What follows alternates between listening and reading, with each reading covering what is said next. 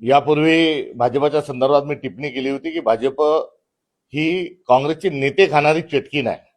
आता या चटकीचं पोट नेते खाऊन भरलं नाही, म्हणून आता हे कार्यकर्त्यांना खायच्या मागे आता भाजप लागलेली आहे. या वक्तव्यातून सिद्ध होतं. पंडित जवाहरलाल नेहरू हे पहिले पंतप्रधान आणि 52 साली झालेल्या निवडणुकीच्या नंतर 6 हे गैर काँग्रेसी लोकांना मंत्री नेहरूजींनी केलं होतं आणि सांगितलं होतं सगळ्या विचारांचे लोक हे भारतात राहिले पाहिजे, तर आपली लोकशाही ही मजबूत होईल. हा नेहरूंचा विचार एकीकडे आणि दुसरीकडे ईडीची भीती दाखव, पोलीसची भीती दाखव, केसची भीती दाखव, सत्ता सत्ता कर आणि विरोधकांना फोडण्याचा जो एक प्रयत्न भाजप करते त्याचा आम्ही निषेध करतो.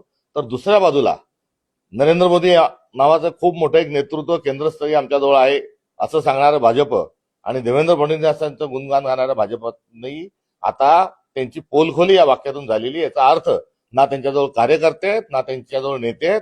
काँग्रेसच्या नेते आणि कार्यकर्त्यांच्याच भरोशावर आपण पुढच्या निवडणुका जिंकू शकतो हे त्यांच्या ध्यानात आलेलं आहे. म्हणून काँग्रेस फोडण्याचा खटाटोप ते दर दिवशी करत आहे.